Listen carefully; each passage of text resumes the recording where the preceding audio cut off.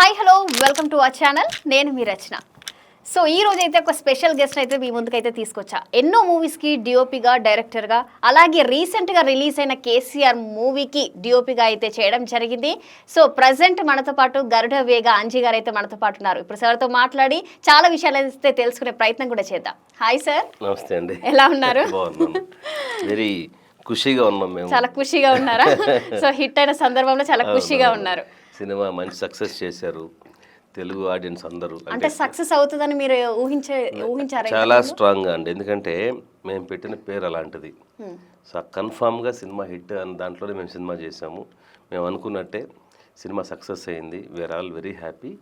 ఒకే ఒక బాధ ఏంటంటే సినిమా ఎలా ఉంటుందో తెలియకుండానే చాలామంది ఇది పొలిటికల్ సినిమా, ఇది భజన సినిమా, ఇది ఆయన బయోపిక్ అని చెప్పేసి ఎవరు కాల్ ఇస్తానికి వాళ్ళు రాసేసుకున్నారు. సార్ ఆల్మోస్ట్ అందరికీ ఏంటంటే కేసీఆర్ అంటే కల్వకుంట్ల చంద్రశేఖర్ రావు అని మా అందరికీ తెలుసు.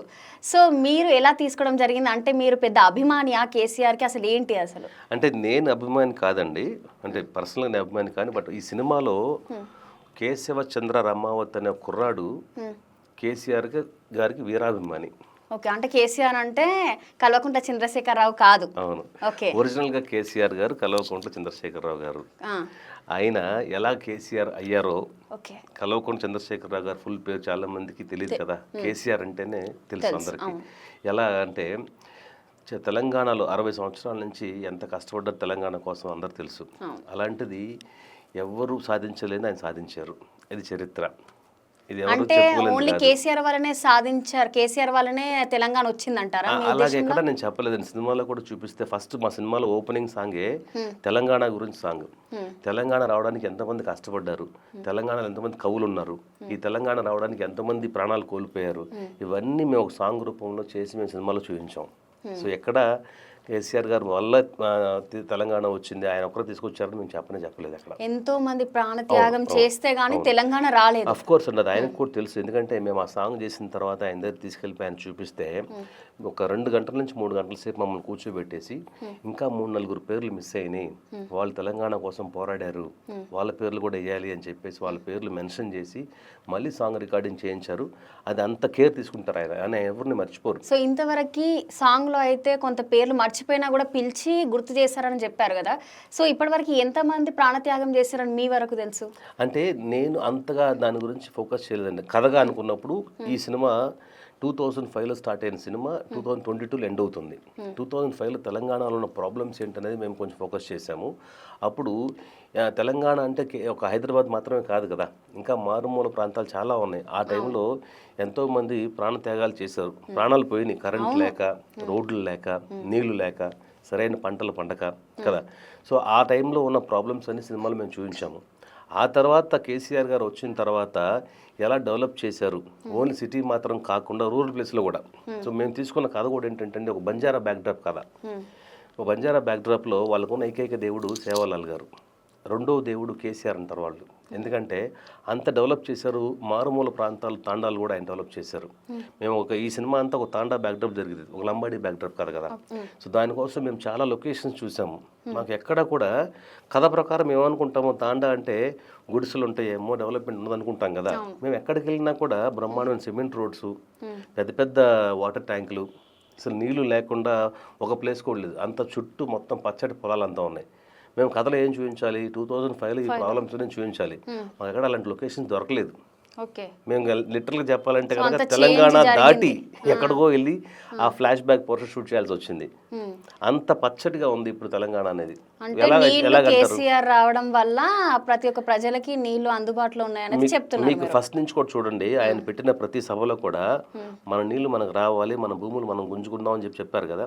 మేమే అది యాక్చువల్గా ఆయన ఒరిజినల్గా ఏదైతే సభలో మాట్లాడారో ఆ సభలో మాట్లాడిందే మేము ఒరిజినల్గా ఫుటేజ్ మేము క్యాప్చర్ చేసేసి షూట్ చేసిన తర్వాత కూడా ఆయన వాయిస్ అంతా కూడా మేము సినిమాలో చూపించాం. ఇది ఒక అభిమాని కదా అని ఫస్ట్ నుంచి చెప్తా ఉన్నాము. కేసీఆర్ గారు అంటే వీరాభిమాని. అతను చిన్నప్పటి నుంచి ఆయన సభలకు వెళ్ళి ఆయన చెప్పే మాటలంతా విని ఇన్స్పైర్ అయ్యి కేసీఆర్ గారి పేరుని అతను ముద్దు పేరుగా పెట్టుకొని ఊర్లో చిన్న పిల్లాడు తిరుగుతూ ఉంటాడు. నీ పేరు ఏంట్రా అంటే మేరా నామ్ కేసీఆర్ అంటాడు. అదేంటి నీ పేరు కేసీఆర్ ఏంట్రా అంటే నా పేరు ఏంటి తెలుసా మీకు, కేశవ చంద్ర రమావత్. కేశవాలో కే, చంద్రాలో సి, రమావతిలో ఆర్ తీసుకుంటే నా పేరు కేసీఆర్ అని తిరిగి ఒక చిన్న పిల్లాడి కథ అది.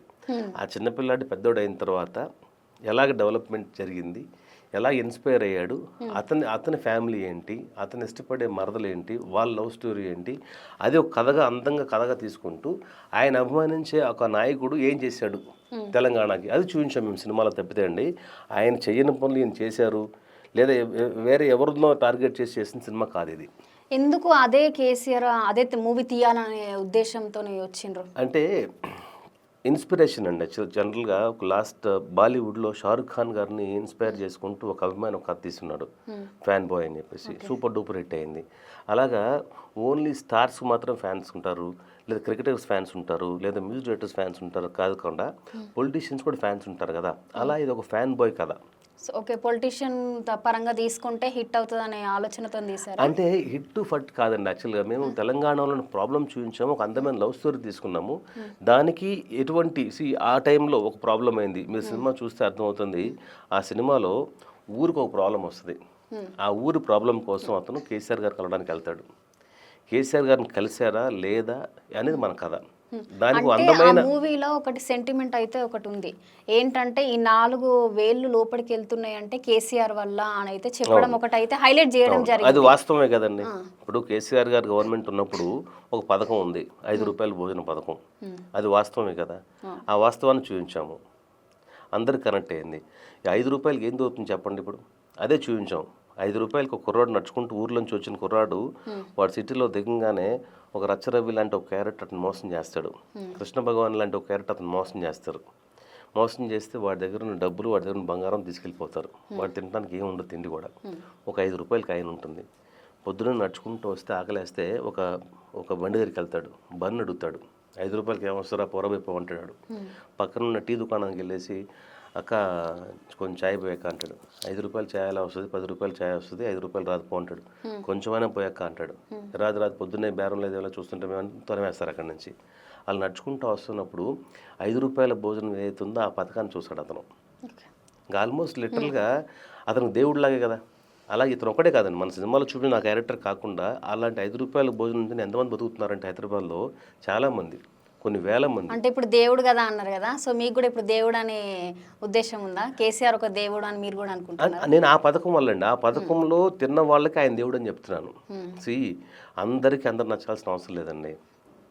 సో కొంత మైనస్ ఉంది, ప్లస్ ఉంది, ప్రతి మనిషికి ఉంటుంది. ఇప్పుడు మైనస్ అని చాలామంది ఫీల్ అయిన వాళ్ళే ప్లస్ అనుకుంటున్నారు. మేము సినిమాలో ఆయన చేసిన డెవలప్మెంట్స్ కూడా చూపించాము. సో ఇప్పుడు అందరూ ఏమనుకుంటున్నారు, ఇది ఎలక్షన్ ముందు వచ్చి ఉంటే కనుక డెఫినెట్గా మా పార్టీ వచ్చేదని వాళ్ళే ఫీల్ అయ్యారు. ఎందుకు మరి లేట్ ఎందుకు అయింది అంటే, ఇది ఎలక్షన్స్ ఉన్నప్పుడే రిలీజ్ అవ్వాలి అనే ఉద్దేశంతోనే తీశారు. సో ఇప్పుడు ఈ ప్రభుత్వం వచ్చిన తర్వాత రిలీజ్ చేయడం జరిగింది. సో ఎందుకు అంటే ఈ ప్రభుత్వం వచ్చిన తర్వాత రిలీజ్ చేస్తే మూవీ హిట్ అవుతుందని ఎప్పుడన్నా అనుకున్నారా? అంటే ఇప్పుడు నార్మల్గా చూసుకుంటే థియేటర్స్కి కూడా ఎక్కువ థియేటర్స్కి ఇవ్వలేదు. సో మేబీ బీఆర్ఎస్ ప్రభుత్వం ఉంటే అన్ని థియేటర్స్కి వచ్చేదేమో. సో మరి ఈసారి ఈ ప్రభుత్వం ఉన్నప్పుడు ఇవ్వలేదు కదా. సో మరి దాని గురించి అంటే దీని వెనకాల ఎవరున్నారు ఏంటి అనేది మాకు తెలియదండి. ఈ సినిమా సెన్సార్కి చాలా డిలే అయిపోయింది. సెన్సార్ వాళ్ళు మేము చెప్పిన టైంకి, వాళ్ళు చెప్పిన టైం మేము ఇచ్చినా కూడా చాలా డిలేగా సినిమా చూశారు. సినిమా చూసిన తర్వాత సర్టిఫికెట్ రావాలి మనకి. సర్టిఫికెట్ వస్తే కానీ మనం డేట్ అనౌన్స్ చేయలేము.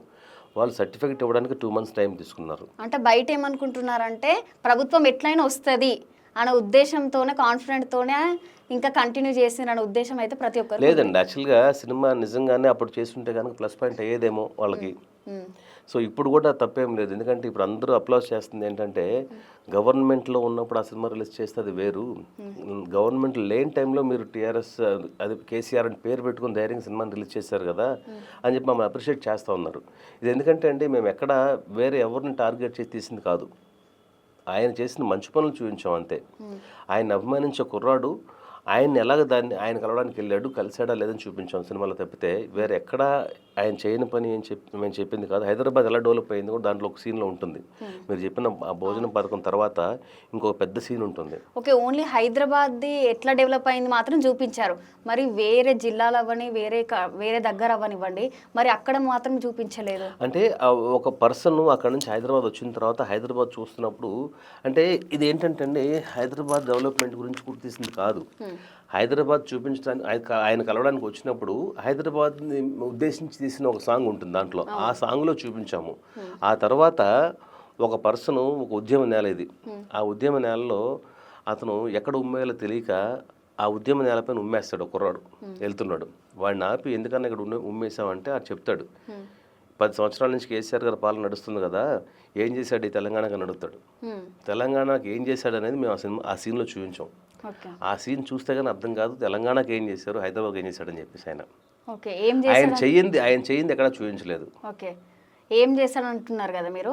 సో కేసీఆర్ ఏం చేసిండో ప్రజెంట్ ఉన్న రేవంత్ రెడ్డి కాంగ్రెస్ ప్రభుత్వం ఏం చేసిందని మీరు అనుకుంటున్నారు? అంటే ఇది రేవంత్ రెడ్డి గారు ఏం చేశారు ఏం చేయలేదు, పాత సీఎం గారు ఏం చేశారు ఏం చేయలేదు అనేది మేము ఎక్కడ చూపించలేదండి. మా సినిమా 22లో జరుగుతుంది కదా, ఆ టైంలో ఉన్న సీఎం కేసీఆర్ గారు ఏం చేశారని చూపించాను తప్పితే ప్రజెంట్ రేవంత్ రెడ్డి గారు ఏం చేస్తున్నారు ఏం చేయట్లేదు అనేది మేము ఎక్కడ మనకు అనవసరం. మీ ఉద్దేశంలో అంటే ఒక దేవుడు అని మాత్రం అన్నారు, ఎందుకు అని అంటే 4 వేళ్ళు లోపలికి వెళ్తున్నాయంటే కేసీఆర్ వల్ల అని చెప్పారు కదా మీరే. సో ఎట్లయినా తలుచుకోవాలి అని కూడా అన్నారు మీరు ఇప్పుడు ఇంతకు ముందు. సో ఎందుకు మరి ఇప్పుడు ఈ ప్రభుత్వం వల్ల ఏమో లాభాలు లేవంటారా? లాభాలు లేవని చెప్పట్లేదండి. మరి ఎందుకు 5 రూపాయల పథకం లేదు? ఇప్పుడు 5 రూపాయల భోజనం ఎందుకు పెట్టట్లేదు? అదే మిమ్మల్ని అడుగుతున్నా, మీరు చెప్పాలి దానికి ఆన్సర్. ఇప్పుడు 5 రూపాయల భోజన పథకం ఆయన ఉన్నప్పుడు ఉంది కదా, ఇప్పుడు ఎందుకు లేదు? ఎందుకు కట్ చేశారు? అంటే పేదవాళ్ళు 5 రూపాయలకు భోజనం తినకూడదా? అది ఎంతోమంది దానివల్ల ఉపయోగపడ్డారు. రోడ్ల హైదరాబాద్కి వచ్చిన కొత్త వాళ్ళు కానివ్వండి, అలా మోసపోయిన వాళ్ళు కానివ్వండి, ఆటో డ్రైవర్స్ కానివ్వండి, కూలీలు కానివ్వండి, సెక్యూరిటీ వాళ్ళు కానివ్వండి, హాస్పిటల్స్ దగ్గర అంతా పెట్టున్నారు. హాస్పిటల్ దగ్గరికి వచ్చిన వాళ్ళు కానివ్వండి, అందరికీ ఫ్రీ భోజనం కదా. 5 రూపాయలు ఎక్కడ దొరుకుతుంది చెప్పండి? అది చూపించాము సినిమాలో మనం. సో ఇప్పుడు ఎందుకు లేదు? ఇప్పుడు ఉండొచ్చు కదా ఆ పథకాలు. ఇంతకుముందు ఆంధ్రాలో కూడా తీసుకుంటే అండి, టీడీపీ గవర్నమెంట్లో ఉన్నప్పుడు అన్న క్యాంటీన్స్ ఉండేవి. నెక్స్ట్ గవర్నమెంట్ వచ్చిన తర్వాత అన్న క్యాంటీన్ తీశారు. దానివల్ల ఏం ఉపయోగం చెప్పండి? 5 రూపాయల భోజనం అనేది పెట్టిందామంటే కనుక ఆల్మోస్ట్ లిటరల్గా మీరు తింటే కనుక మీకు ఆయన దేవుడిలా కనిపించేవాడు. మీరు తినలేదు కాబట్టి, మనకు అవసరం లేదు కాబట్టి వాళ్ళకి నేను దేవుడని చెప్తున్నాను. నాకు దేవుడని చెప్పట్లేదు, ఎందుకంటే నాకు ఎటువంటి పథకాలు రావట్లేదు, నాకు వైట్ రేషన్ కార్డు లేదు, ఏం లేదు. ఓకే, అంటే మీకేమైనా ఫండ్స్ రావడం జరిగిందా? అంటే ఈ సినిమా తీయడం వల్ల మినిస్టర్స్ అవన్నీ, ఎమ్మెల్యే అవనివ్వండి, లేకపోతే బీఆర్ఎస్ పార్టీ దగ్గర నుంచి అవన్నీ, లేకపోతే కేసీఆర్ దగ్గర నుంచి అవనివ్వండి, మీ దగ్గరికి ఏమైనా ఫండ్స్ వచ్చాయా? ఫండ్స్ వచ్చాయి అనుకుంటున్నారా మీరు? అందరు అనుకుంటారు, ఎందుకంటే ప్రత్యేకంగా తీసిన సినిమా కాబట్టి ఖచ్చితంగా అనుకుంటారు. అంటే ఫండ్స్ వచ్చుంటే కనుకండి మేము రిలీజ్ కింద కష్టపడాల్సిన అవసరం ఉండేది కాదు. ఫండ్స్ వచ్చుంటే కనుక మేము కేసీఆర్ గారు బయోపిక్ తీసేవాళ్ళం. ఎందుకు ఒక బంజారా కథ తీసుకుంటాము, ఒక లంబాడి కుర్రాడు కథ తీసుకుంటాం, ఆయన బయోపిక్ తీసేవాళ్ళం కదా. ఆయన బయోపిక్ KGF 1-2 లాగా కేసీఆర్ 1-2 అని పెట్టి తీసేవాళ్ళం మేము. సో అలాగే మాకు ఎవరు సపోర్ట్ లేదు. ఎప్పుడైతే సినిమా కేసీఆర్ అని టైటిల్ పెడదాం అనుకున్నామో మాకు పర్మిషన్ రాలేదు. సో పర్మిషన్ రానప్పుడు ఏం చేసాము, స్ట్రైట్గా TRS గవర్నమెంట్ దగ్గరికి వెళ్ళి ఇలాగ ఒక సినిమా చేయబోతున్నామని చెప్పేసి కథ చెప్పిన తర్వాత వాళ్ళు ఇన్స్పైర్ అయ్యి ఓకే మీరు పెట్టుకోండి అని చెప్పేసి అప్రూవల్ ఇచ్చి వాళ్ళు లెటర్ ఇచ్చిన తర్వాత ఆ లెటర్ తీసుకెళ్ళి మేము ఛాంబర్లో వేస్తే మాకు కేసీఆర్ అని టైటిల్ ఇచ్చారు. ఎవరు పడితే వాడు కేసీఆర్ అని టైటిల్ పెట్టడానికి కుదరదు. కేసీఆర్ అంటే ఒక చరిత్ర ఉంది. అలాగే NTR, ఆ 3 అక్షరాలను చూసారా, చాలా పవర్ఫుల్. ఒక MGR కానివ్వండి, వాళ్ళందరూ. సో అలాగా మేము తీసుకున్న టైటిల్ అది. ఆ టైటిలే మాకు ప్రాణం ఇస్తుంది. ఆ టైటిల్ వల్ల మాకు ఓపెనింగ్స్ వచ్చినాయి. ఆ టైటిల్ వల్లే మేము ఇప్పుడు మీ ముందు కూర్చొని మాట్లాడగలుగుతా ఉన్నాం. ఓకే, నార్మల్గా ఇప్పుడు ప్రసాద్ ల్యాబ్కి మన హరీష్ రావు గారిని చూపించడం జరిగింది. ఎందుకు అనంటే మన అమౌంట్ ఎక్కువ ఇవ్వడం జరిగిందా? హరీష్ రావు గారు లేదు, కేసీఆర్ గారు ఎవరో ఇచ్చారని మేము అనుకుంటున్నాం. లేదండి, అంటే ఈ సినిమా మౌత్ టాక్ బాగా స్ప్రెడ్ అయిందండి. ఫస్ట్ ఇది పొలిటికల్ సినిమా అనుకున్న సినిమా ఇది పొలిటికల్ సినిమా కాదు, ఇది మంచి ఎమోషనల్ కంటెంట్ అని చెప్పేసి ఒకళ్ళు చూసి దాన్ని 10 మంది చెప్పడం వల్ల ఇది చిన్న సినిమా కాస్త కొంచెం హిట్ సినిమా రేంజ్లోకి వచ్చేసింది. సో అది అక్కడికి వాళ్ళ దగ్గరికి అలా స్ప్రెడ్ అయ్యి వెళ్ళడం వల్ల ఇలాగా ఈ వీడియోస్ అన్ని మీడియా వల్ల, మెయిన్గా మీడియా సపోర్ట్ వల్లనే ఏదైతే సినిమాలో ఉన్న ప్లస్ పాయింట్స్, తెలంగాణ గురించి మేము దాంట్లో పెట్టిన సాంగ్ కానివ్వండి, కేసీఆర్ గారి గురించి చేసిన పథకాల గురించి కానీ ఇవన్నీ వాళ్ళ దాకా రీచ్ అవ్వడం వల్ల వాళ్ళు సినిమా చూడడానికి ముందుకు వచ్చారు. వాళ్ళు సినిమా చూసి వాళ్ళు ఇన్స్పైర్ అయ్యి హరీష్ రావు గారు స్పీచ్ కుదిరితే మీరు మధ్యలో వేయండి, ఆయన ఏం మాట్లాడారు ఈ సినిమా గురించి అని. తెలంగాణలో ఉన్న ప్రతి వాళ్ళు ఈ సినిమా చూడాలి, కేసీఆర్ గారిని అభిమానించే వాళ్ళు సినిమా తీయాలి. పవర్లో ఉన్నప్పుడు కేసీఆర్ అని టైటిల్ పెట్టుకుని సినిమా తీయడం గొప్ప విషయం కాదు. అక్కడ మేము పవర్లో లేనప్పుడు రాకేష్ సినిమా తీశాడు, అంజీ గరుడు వేగంజీ డైరెక్షన్ చేశాడు ఈ సినిమా, అది కదా గ్రేట్ థింగ్ అని చెప్పేసి ఆయన మమ్మల్ని అప్రిషియేట్ చేశాడు. దాంతోపాటు సినిమాని అప్రిషియేట్ చేశాడు ఆయన. ఇది పొలిటికల్ సినిమా కాదని ఆయన చెప్పారు ఆయన నోట్తోనే. ఇది మంచి ఎమోషనల్ సినిమా, ఇది మంచి కంటెంట్ ఉన్న సినిమా, ప్రతి ఒక్కరు చూడాల్సిన సినిమా. నేనే చాలాసార్లు కంటతడి పెట్టాను, అలా నన్ను టచ్ చేసింది. ఎందుకంటే హరీష్ రావు గారు లాంటి వాళ్ళు చాలా డైనమిక్ లీడర్ అండి ఆయన. ఆయనకి ఎప్పుడు ఆయన కాన్స్టిట్యున్సీలోనే ఉంటారు తప్పితే సినిమాలు థియేటర్కి వెళ్ళి చూసేంత టైం ఆయనకు ఉండదు. ఆయన తలుచుకుంటే ఆయన ఇంట్లో సినిమా చూడొచ్చు కదా, అలాంటి థియేటర్ దాకా సినిమా చూశారు. ఆయన సిరిసిల్లలో మొత్తం ఆయన సంబంధించిన ఆ పార్టీ కార్యకర్తలు అందరూ కూడా డే 1 నుంచి ఇప్పటి వరకు హౌస్ఫుల్స్ అవుతూ ఉన్నాయి. అంత ఇష్టపడ్డారు ఆ సినిమాని, అంత కనెక్ట్ అయ్యారు టీఆర్ఎస్ వాళ్ళు కానివ్వండి, తెలంగాణలో ఎస్పెషల్లీ పార్టీ అని కాదండి, ఈ సినిమాలో ఆ ఎమోషనల్ కంటెంట్ ఉండటం వల్లనే అందరు కనెక్ట్ అయ్యారు. ఒక ఓన్లీ బీఆర్ఎస్ వాళ్ళు చూస్తే సినిమా ఏంటి అనుకుంటే తప్పది. ఈ సినిమా అందరికీ నచ్చే సినిమా. ఇప్పుడు బలగం సినిమా ఒక జాతిది కాదు కదండి, అందరికి నచ్చిన సినిమా కదా. అలాగా అందరు చెప్పడం వల్ల, ఒకళ్ళు 10 మంది చెప్పడం వల్ల మన సినిమా టాక్ స్ప్రెడ్ అయ్యి, అటు నేను చెప్పేది ఏంటంటే అండి, కాంగ్రెస్ వాళ్ళు కూడా సినిమా చూశారు. ఎందుకంటే కేసీఆర్ అని టైటిల్ పెట్టారు కదా, పొలిటికల్గా మమ్మల్ని టార్గెట్ చేశారని చెప్పి వాళ్ళు కూడా వచ్చారు సినిమాకి. సో వాళ్ళు కూడా రావడం వల్ల మా కలెక్షన్స్ పెరిగినాయి. So I should thankful to them also అందరికి. సో నార్మల్గా ఇంతకుముందు అన్నారు ప్రభుత్వం లేనప్పుడు మూవీ రిలీజ్ చేసిండ్రు, చాలా గ్రేట్ అని రాకేష్ గారిని అభినందించారు అని కూడా చెప్పారు. సో ఇది మన సర్పంచ్ ఎలక్షన్స్కి ఏమన్నా ప్లస్ పాయింట్ అవుతుంది అనే ఉద్దేశంతోనే ఇప్పుడు రిలీజ్ చేయడం జరిగిందా?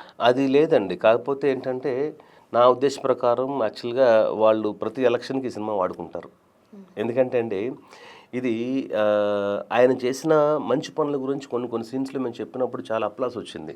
సో దానివల్ల రేపు సర్పంచ్ ఎలక్షన్స్ వచ్చినా, పంచాయతీ ఎలక్షన్స్ వచ్చినా, లేకపోతే మున్సిపల్ ఎలక్షన్స్ ఏది వచ్చినా కూడా ఈ సినిమాని మళ్ళీ రిలీజ్ చేస్తారు, మళ్ళీ రిలీజ్ చేయమని చెప్తారు వాళ్ళు మాకు. సో 100% ఛాన్సెస్ అయితే ఉన్నాయి. డెఫినెట్లీ అండి. సో మెయిన్గా అంటే వాళ్ళ కోసం సినిమా తీసింది కాదు, కానీ బట్ దానికి వాళ్ళకి సంబంధించిన ఫేవర్గా ఉంది కాబట్టి వాళ్ళు సపోర్ట్ చేశారు మాకు. అంతే తప్పితే ఫైనాన్షియల్గా వాళ్ళకి ఎక్కడ సపోర్ట్ లేదు, ఏం సపోర్ట్ చేయలేదు. అలా సపోర్ట్ చేస్తుంటే కనుక ఒక 130 థియేటర్స్ కాదు, ఒక 500 థియేటర్స్ మేము రిలీజ్ చేసేవాళ్ళం. ఈ సినిమా రిలీజ్ చేయడానికి మేము ఎంతోమంది కలాల్సి వచ్చింది, ఎవరు ముందుకు రాలేదు. ఫైనల్గా శ్రీనివాస్ గౌడ్ అని చెప్పేసి కొత్త డిస్ట్రిబ్యూటర్, ఆయన అమరన్ అని ఒక సినిమా సీరియల్ డిస్ట్రిబ్యూట్ చేశారు. ఫైనల్గా నేను రాకేష్ ఆయన దగ్గరికి వెళ్తే, ఆయన రిక్వెస్ట్ చేస్తే ఆయన సినిమా చూడకుండా మేము పడిన కష్టాన్ని చూసి, మేము లాస్ట్ ప్రెస్ మీట్లో ట్రైలర్ రిలీజ్ అప్పుడు రాకేష్ కానివ్వండి, సుజాత గారు వాళ్ళంతా ఎంత కష్టపడ్డాం ఈ సినిమా గురించి, మా ఫ్లాట్ కూడా మేము తాకట్టు పెట్టి సినిమా తీసామని చెప్పినవన్నీ ఆయన విని, ఆయన చూసి ఇన్స్పైర్ అయ్యి, లేదు మీకు హెల్ప్ చేస్తాను, నేను సినిమా బాగున్నా నేను చేస్తాను, బాగలేకపోయినా చేస్తానని చెప్పి ప్రామిస్ చేసి 130 థియేటర్లో ఈ సినిమా రిలీజ్ చేశారు. సో స్టిల్ సెకండ్ వీక్ ఈ సినిమా చాలా స్ట్రాంగ్గా రన్ అవుతా ఉందంటే మెయిన్గా సినిమాలో ఏమంటారు ఎమోషనల్ కంటెంట్ ఉంది కాబట్టి నచ్చింది అందరికీ. అంటే నార్మల్గా ఒక సినిమా తీయాలి అంటే ఖచ్చితంగా ఇప్పుడు లక్షల్లో కాదు సార్, కోట్లల్లో కూడా అవుతుంది. సో జబర్దస్త్ రాకేష్ గారికి అంత అమౌంట్ ఉందా?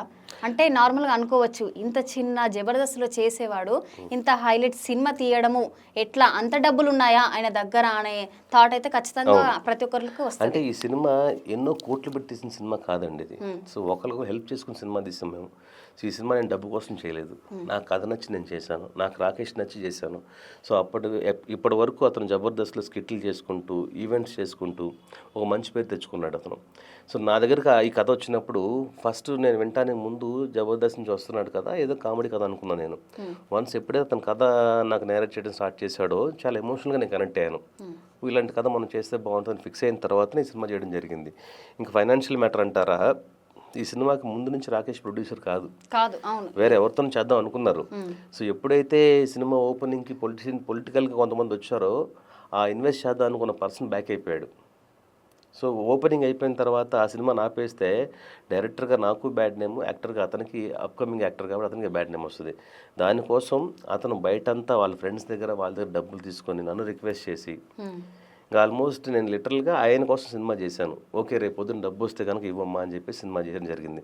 అలా నేను ఒక్కడనే కాదు, ఈ సినిమా పనిచేసిన చరణార్జున్ గారు కానివ్వండి, ఆర్టిస్టులు కానివ్వండి, భరణి గారు కానివ్వండి, అందరూ ఎవరి కాళ్ళు మాకు కోఆపరేట్ చేసి ఆల్మోస్ట్ ఇంకా పీనట్స్ అంతే, 10 రూపాయలు తీసుకున్న వాళ్ళు 1 రూపాయి తీసుకుని పనిచేశారు మాకు. అలాగే లొకేషన్స్ అంటారా, మేము ఇక్కడ నుంచి 85 కిలోమీటర్ డిస్టెన్స్లో కొల్లూరు అని ఒకటి ఉంది, షాద్నగర్ దాటి, అక్కడ లొకేషన్స్తో షూట్ చేస్తాం మేము. ఆ ఊరు వాళ్ళందరూ కూడా మాకు చాలా కోఆపరేట్ ఎన్ని డేస్ చేశారు. చేశారు అక్కడ షూట్? 20 days అండి. 20 days. అండ్ ఇంకో మొత్తం 10 మూవీ days ఎన్ని డేస్? 30 daysలో చేసాము. 30 days లో 20 days ఆ ఊర్లో చేసాము, 10 days హైదరాబాద్లో షూట్ చేయడం జరిగింది. ఆ విలేజ్లో అందరూ మాకు కోఆపరేట్ చేశారు. ఆ విలేజ్లో ఎక్కడ మాకు ఏమంటారు డబ్బు కోసం పనిచేసిన లేరు. ఆ విలేజ్లోనే మేము స్టే చేసాము, వాళ్ళ ఇళ్ళలోనే మేము ఉన్నాము. మేము ఎక్కడ హోటల్స్లో ఉండలేదు, అంత డబ్బులు లేవు కదా, అంత ఖర్చు లేదు. అదే కేసీఆర్ గారు వాళ్ళ ఫండ్ ఇచ్చి ఉంటే కనుక మేము వాళ్ళ ఇంట్లో ఎందుకు ఉంటాం చెప్పండి. అంటే హ్యాపీగా అంటే సిటీలో బయట ఉండేసి. చూసుకుంటే కేసీఆర్ అనే ప్రత్యేకంగా ఎందుకు తీయాల్సి వచ్చింది? మేబీ ఫండ్స్ ఇవ్వచ్చు, మేబీ ప్రభుత్వం లేదు కదా, సో ఇట్లనైనా మనకు నెక్స్ట్ ఎలక్షన్స్ కి అయినా యూజ్ అవుతుంది అనే ఉద్దేశం అయితే ఉన్నది అని అయితే ప్రతి ఒక్కరు అనుకుంటున్నారు. అదేదో ప్రచారం అయింది బాగానే ఆ సినిమా, ఆ ప్రచారం వల్ల మా సినిమాకి చాలా ఫేమస్ అయింది అనుకుంటున్నాం మేము. అండ్ ఇంకా coming to the point, Rakesh గురించి అంటున్నారు కదా.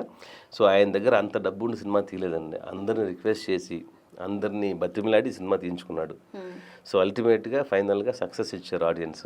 సో ఇప్పుడు ఏదైతే డబ్బు పెట్టాడు అతను, ఆ డబ్బు అనేది తిరిగి వస్తుంది ఇప్పుడు. ఓకే, నార్మల్గా రాకేష్ గారు ఏం చేశారంటే ఐటీ రైట్స్ పైన ఇట్లా అంటే అదొక ప్రమోషన్ లాగా చేశారు. నార్మల్గా ఏమనుకున్నారంటే అది రియలే అనుకున్నారు. తర్వాత ఏంటి అంటే ఇది ప్రమోషన్ కోసం బాగా చేశారు అని అయితే చేయడం జరిగింది. ఎందుకు అట్లా చేయడం జరిగింది? ఇది యాక్చువల్గా అంటే ఇది ఫేక్ ప్రచారం అని ఒకటి వచ్చింది ఆల్రెడీ. అవును. ఇప్పుడు మీరే అడిగారు, ఇప్పుడు 3 సార్లు అడిగారు కేసీఆర్ గారు ఫండ్ చేశారా, హరీష్ రావు గారు డబ్బులు ఇచ్చారా అని. మీరు జస్ట్ అడిగారు.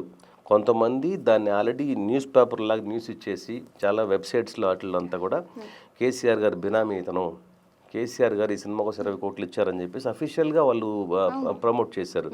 అది ఫేక్ అని చెప్పేసి వాళ్ళకే తెలుసు. అలాంటి ఫేక్ న్యూస్ వస్తున్నప్పుడు మేమెందుకు ఫేక్గా ఒకటి చేయకూడదు అని చెప్పేసి మేము అలా అని చెప్పేసి మేము లీగల్గా మేము ఐటీ కమిషనర్ గారిని అప్రోచ్ అయ్యి, సార్ మేము ఇలాంటిది ఒక ప్రోగ్రామ్ చేస్తున్నామని ఆయన పర్మిషన్ తీసుకొని, మీరు ఆ యూట్యూబ్లో మీరు ఆ లింక్ ఓపెన్ చేసి చూసారంటే కనుక కింద ఫర్ ప్రమోషన్ పర్పస్ అని ఉంటుంది దాంట్లో క్లియర్గా. సో చాలామంది చూసి ఉండకపోవచ్చు, ఆ ప్రమోషన్ కోసం చేసిన వీడియో అది. ఎలాగో వాళ్ళు టార్గెట్ చేస్తున్నారు, వాళ్ళు ఎలాగ ఫేక్ ప్రచారాలు చేస్తున్నారు కదా, సో మనం చేసే తప్పేంటని చెప్పేసి వాళ్ళ కోసం చేసిన ఇదే. సో దాంతో వాళ్ళు అలా ఫేక్ ప్రచారం చేయడం ఆపేశారు. సో అలా చేయడం వల్ల ఇలా చేయాల్సి వచ్చింది. అంతే తప్పితే ఎవరిని నొప్పించడానికి కాదు. అలా నిజంగానే రాకేష్ అభిమానులు కానివ్వండి, నిజంగా రాకేష్ ఇష్టపడే వాళ్ళు కనుక అలా తప్పుగా అనుకొని ఉంటే కనుక సో మీ ఛానల్ త్రూ వాళ్ళకి ఎక్స్ట్రీమ్గా సారీ చెప్తా ఉన్నాము. ఓకే, సో గరుడ వేగ అంజి అనేది మీది రియల్ నేమా లేకపోతే ఇంకేమైనా నేమ్? ఫేక్ నేమ్ అనుకుంటున్నారా? అంటే గరుడ వేగ అనేది నాకు చాలా మంచి పేరు తీసుకొచ్చిన సినిమా అంటే అది. సినిమాటోగ్రాఫర్గా దానికి ముందు నేను 30 సినిమాలు చేసినా కూడా ఆ సినిమాలకు ఎక్కడ రాని పేరు నాకు గరుడ వేగ అనే సినిమాకి వచ్చింది. దాని తర్వాత ఆ సినిమా తర్వాత నేను చాలా చిన్న సినిమాలు చేసినప్పుడు నన్ను గరుడ వేగ అంజి పేరు పెట్టుకోవడం వల్ల పెద్ద కెమెరామెన్ కదా, మా సినిమాకి పనిచేస్తున్నారు, ఈ సినిమాకి ఆయన పెద్ద కెమెరామెన్ పనిచేస్తే వాళ్ళకి హెల్ప్ అవుతుంది బిజినెస్ పరంగా. అలాగా నా నెక్స్ట్ సినిమాలకు చేసిన ప్రొడ్యూసర్స్ డైరెక్టర్స్ డిసైడ్ చేసిన పేరే గరుడ వేగ అంజి. సో అది అలా బ్రాండ్ అయిపోయింది, అలా కంటిన్యూ అయిపోయింది. సో డైరెక్టర్గా చేస్తున్నప్పుడు కూడా డైరెక్టర్ సినిమా నేనే కాబట్టి గరుడ వేగ అంజి అనేది అలా ఫేమస్ అయిపోయింది. సో అంతకుముందు కూడా మూవీస్ తీయడం జరిగింది కదా, సో ఎందుకు అవి అంత ఫేమస్ అవ్వలేదు? అది అంటే హిట్ టు ఫ్లాప్ అనేది మన చేతిలో ఉండదండి. మనం కాన్స్టెంట్గా సినిమాలు చేసుకుంటూ వెళ్ళాలంతే. ఒక సినిమాలో టెక్నీషియన్స్గా ఎప్పుడు కూడా చూడండి, నాకు సక్సెస్ రేషియో అనేది నాకు చాలా తక్కువ ఉంటుంది. బట్ అలా నాకు సినిమాలు లేకుండా లేవు. నేను 60 సినిమాలు చేయగలిగానంటే కనుక ఈ స్పాన్లో తెలుగులో ఏ కెమెరామెన్ చేయలేదు 60 సినిమాలు ఇప్పటిదాకా. మీరు ఏ పేరుని తీసుకోండి మీరు.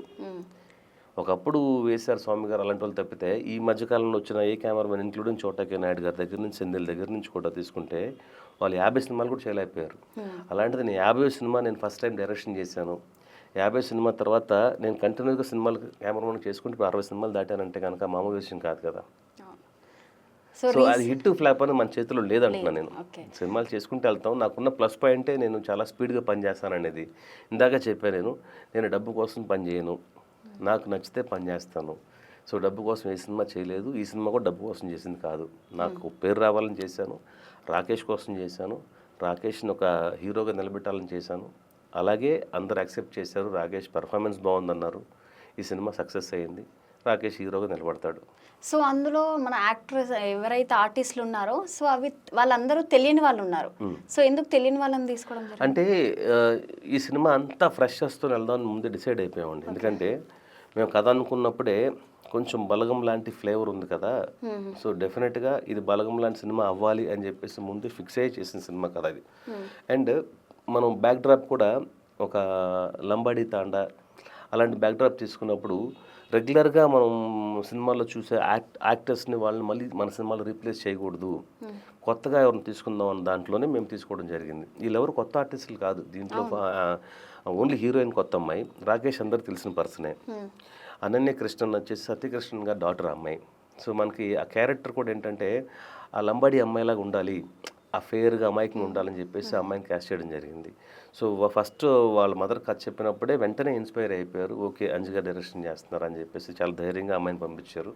ఆ అమ్మాయికి చాలా మంచి పేరు వచ్చింది సినిమాలో. ఈ సినిమా రిలీజ్ అయిన దగ్గర నుంచి నాకు ప్రతిరోజు ఎవరెవరు కాల్ చేస్తూ ఉన్నారు, ఎవరు అమ్మాయి కాంటాక్ట్ నెంబర్ పంపించండి అని చెప్పేసి. సో ఆ అమ్మాయికి ఈ సినిమా తర్వాత చాలా మంచి ఆఫర్స్ వస్తాయని నేను ఎక్స్పెక్ట్ చేస్తూ ఉన్నాను. అలాగే ఈ సినిమాలో చేసిన ఫాదర్ క్యారెక్టర్, ఆయన చాలా పెద్ద మిమిక్రీ ఆర్టిస్ట్ ఆయన, లోహిత్ గారు అని చెప్పేసి. So but under rated actor ఆయన, ఎందుకంటే సినిమాలు చాలా తక్కువ చేశారు ఆయన. సో మిమిక్రీలో చాలా మంచివి ఏమంటారు, లిమ్కా బుక్ ఆఫ్ రికార్డ్స్లో కూడా ఆయన ఉన్నారు, ఆయన నేమ్ అంతా ఉంది. అలాంటి ఒక ఆర్టిస్ట్ని తీసుకొని మేము చేసాము. ఆయన ఆ పాత్రకి చాలా న్యాయం చేశాడు. సినిమా చూసిన ప్రతి వాళ్ళకి ఆ ఫాదర్ క్యారెక్టర్ గుర్తుండిపోద్ది. అలాగే మదర్ కీర్తిలత గారు అని చెప్పేసి ఆవిడ కూడా చాలా సినిమాలు చేశారు కానీ రికగ్నేషన్ లేదు. తెలంగాణ ఆర్టిస్ట్ ఆవిడ కూడా. ఆవిడకి చాలా మంచి పేరు వచ్చింది, చాలా బాగా చేసింది. ఇద్దరు చాలా బిజీ అయిపోయారు ఇప్పుడు. ఇంకా నెక్స్ట్ మామ క్యారెక్టర్ ఉంటుంది, important character, heroine father character. అది బలగం మధు గారు అని చెప్పేసి, ఆయన మైమ్లో ఇంటర్నేషనల్ మైమ్ ఆర్టిస్ట్ ఆయన. సో మనకి ఇండియాలోనే చాలా వెరీ ఫేమస్ మైమ్ అంటారు ఆయన మధు గారిని. ఆయన బలగం సినిమాలో ఆయన యాక్టింగ్ స్కిల్స్ని బయటపడ్డాయి కదా. సో ఆయన్ని మేము రిక్వెస్ట్ చేసి, రాకేష్కి బాగా తెలిసిన వ్యక్తి ఆయన రిక్వెస్ట్ చేస్తే కానీ ఆ సినిమా చేయలేదు. అది కూడా ఆ క్యారెక్టర్ నచ్చేశారు ఆయన చేసింది చాలా తక్కువ పోర్షన్ అయినా కూడా చాలా ఇంపాక్ట్ ఉంటుంది ఆ సినిమాలో. ఎమోషనల్గా చాలా బాగా కరెంట్ అయిపోయారు ఆయన క్యారెక్టర్కి. అలాగే తనకెళ్ళ భరణి గారు కానివ్వండి, రచ్చ రవి గారు కానివ్వండి, తాగుబోతు రమేష్ అండ్ సుజాత గారి కాంబినేషన్లో 2 సీన్స్ ఉంటాయి హిలేరియస్గా. అంటే సినిమా అంతా ఎమోషనల్గా వెళ్తూ ఉన్నప్పుడు సో ఆడియన్స్కి చిన్న బోర్ కొడుతుంది కదా, ఆ బోర్ కూడా రాకూడదు అని చెప్పేసి సినిమా షూటింగ్ అయిపోయిన తర్వాత మేము ఎక్స్ట్రాగా షూట్ చేస్తాం ఆ 2 సీన్లు. సో థియేటర్లో చూస్తున్నప్పుడు ప్రతి వాళ్ళు ఎంజాయ్ చేస్తారు ఆ 2 సీన్స్కి. ఎందుకంటే సుజాత గారికి చాలా ఆవిడ సేవ్ ది టైగర్స్ తర్వాత ఒక మంచి ఫ్యాన్ ఫాలోయింగ్ ఉంది ఆవిడకి.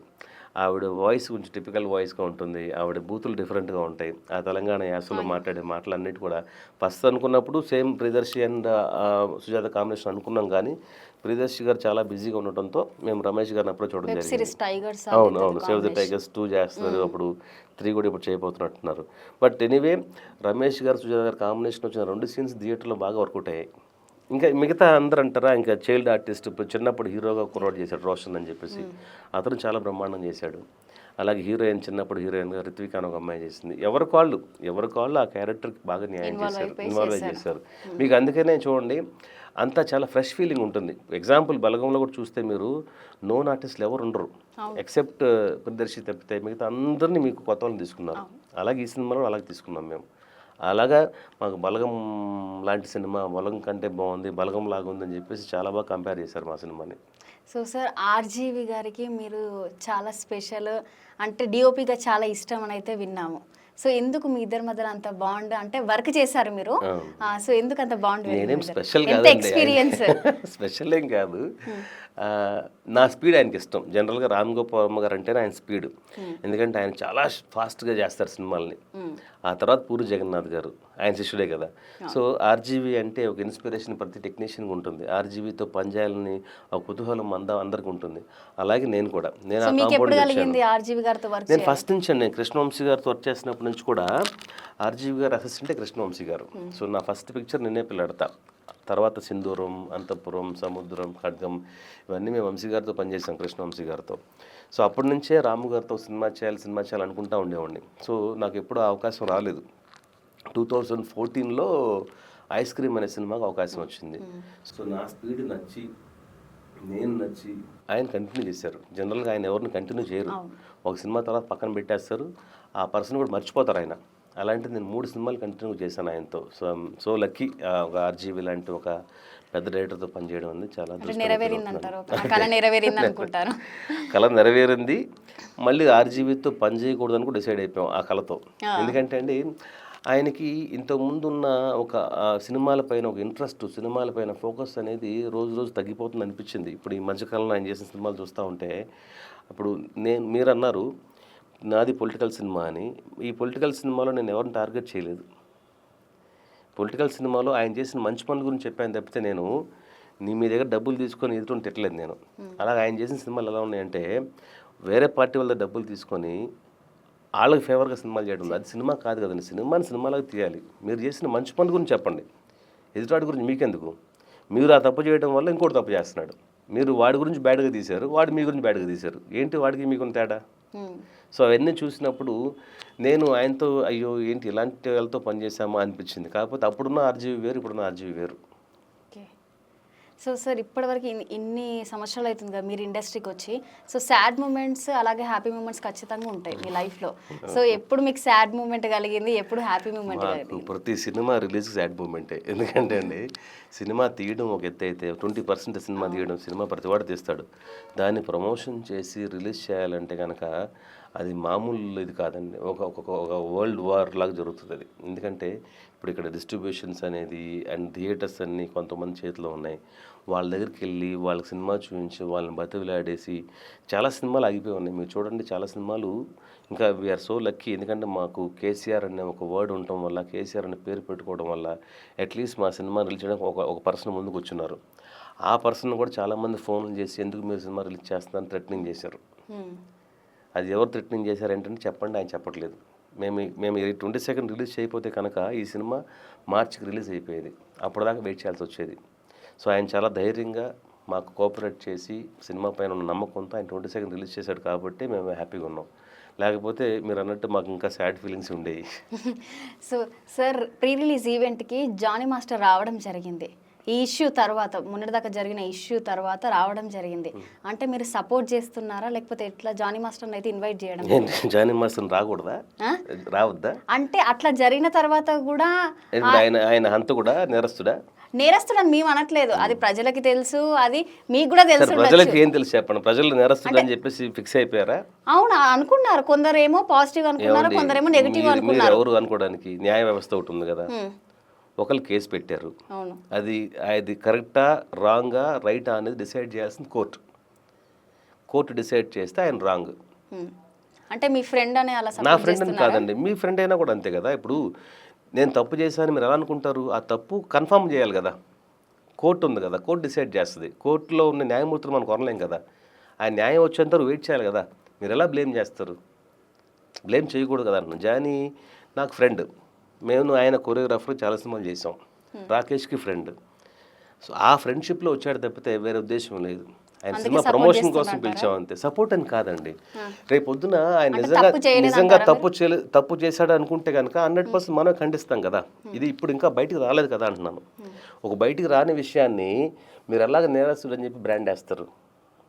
అతనికి ఒక ఫ్యామిలీ ఉంది కదా, అతనికి వైఫ్ ఉన్నారు, అతనికి పిల్లలు ఉన్నారు. తప్పు చేసి ఉంటే కనుక రేపు పొద్దున్న న్యాయం వస్తుంది, న్యాయ వ్యవస్థ డిసైడ్ చేస్తుంది ఈడు అంతా కూడా తీసుకుని లోపల. నా ఉద్దేశం ఎవరికి అనవసరం కదా. నా ఉద్దేశం ఏమంటే బీయింగ్ ఏ టెక్నీషియన్గా ఆయన కొరియోగ్రాఫర్గా నేను సినిమాటోగ్రాఫర్గా చాలా సినిమాలు చేసాం.